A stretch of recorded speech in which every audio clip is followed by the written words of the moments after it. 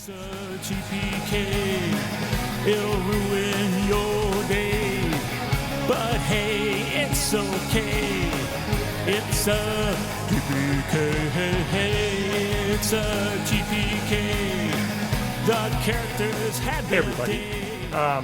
I did a video that talked about why GMs shouldn't bum out their players or what not to do to bum out their players. So now I want to talk about what players should do to not bum out their GMs.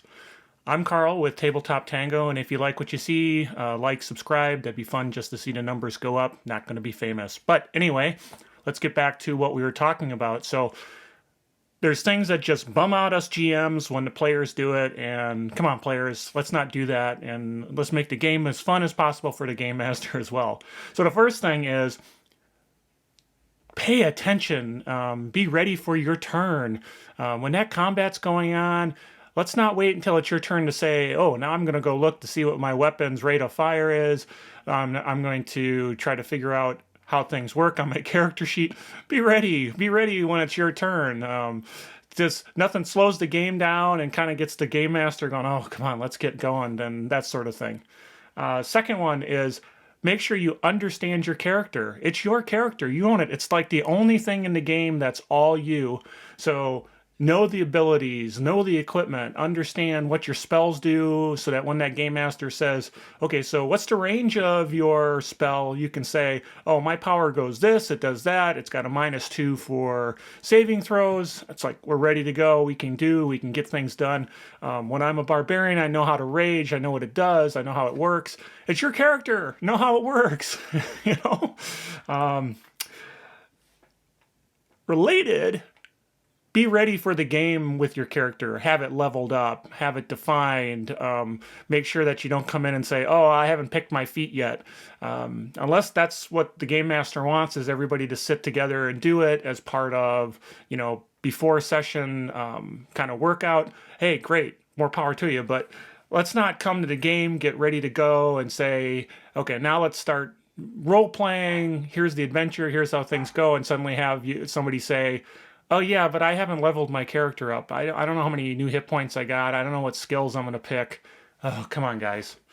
Another one is know the rules. Not expecting you to be complete expert on everything. Nobody is. We're always looking it up. But, by the 10th time somebody tells you, you should know what die to roll. You should know what your weapon's damage is. You should understand how to roll that damage, how to roll to hit. So the real basic things that everybody should know about, come on, you can know those. You don't have to have the game master tell you every time how to play the game, the basics. Sure, maybe you don't know all the bonuses or the penalties. So, oh, well, if I'm walking over rough terrain and I'm trying to fire my bow, does that give me a penalty? Well, maybe we all have to look that one up, but the basics, come on, you can know those. Don't bum the GM out because of that. Another one is don't ignore the plot hooks. It takes a lot of time to prep a game, and if the game master is dropping things in your lap, come on, pick them up. Give the guy a break, the guy or gal a break. They're working really hard for you, and then absolutely don't purposely say, oh, I know what the game master wants me to do here, or I know the 5 things that I could do if it's more open and less railroady, but I'm going to pick none of them. I'm going to go completely in the other direction. A good game master can handle that, can roll with the punches, can, do that, but give him a break and maybe pick up a plot hook he's already done and he's got the prep so that everybody's having a good time and he's not scrambling constantly to figure out something new at the seat of his pants.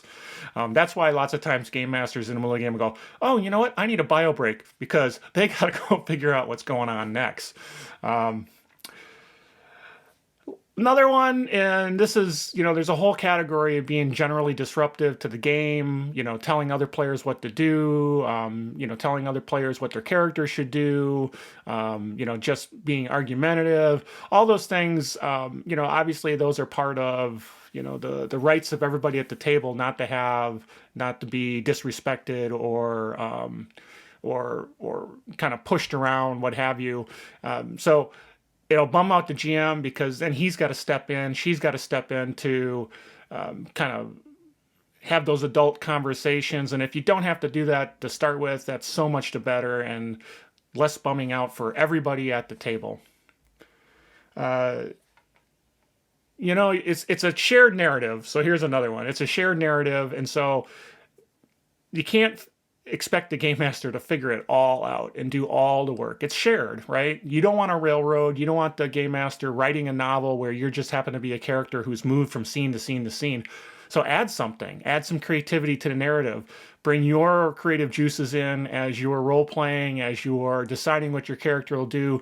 Give the game master some ideas. Have a good backstory. Have some interesting hooks that there seems to be an interesting NPC that he's placed in front of you. Maybe you pick up on it and find a way that you're interacting with that NPC that's kind of unique, creative, that might lead to another adventure that he hadn't thought about, but now he's got the GM's creative juices flowing. So very important. It's a shared narrative. If you don't want a railroad, you don't want him to write a novel, you got to have some input into the process and throw some stuff in his direction or her direction. So I probably got more, but that's enough, right? Pay attention, understand your character, know what they can do, be ready for the game, whether it's leveling up your character, whether it's having your dice, whatever. Know the rules, at least the basics of them, so that you can play your character successfully. Don't ignore those plot hooks. Sometimes we're not trying to railroad, but there's a lot of work involved. So pick up some of those threads sometimes and run with them. Make the GM's job a little easier. Don't be disruptive. We're all playing together and we're trying to enjoy the game together. So let's work as a team towards that goal. And then lastly, help the GM with some ideas. He can't figure it all out. She can't figure it all out. Sometimes you just got to throw them a bone that you're interested in, and they'll pick it up and they'll run with it and make it that much more interesting of a game. So that was a quick one. Just was thinking about it. Somebody said, "Hey, I did that video on what game masters should do to not bum out players," and somebody said, "Hey, you should do something that's the opposite." So this was kind of fun to say, okay, what drives me crazy when players do it or don't do it. So hopefully you enjoyed the video. If you liked it, again, like, subscribe. We got lots of content, and we'll just keep doing it. Thanks a lot. Bye. It'll ruin your day, but hey, it's okay. It's a TPK. It's a TPK.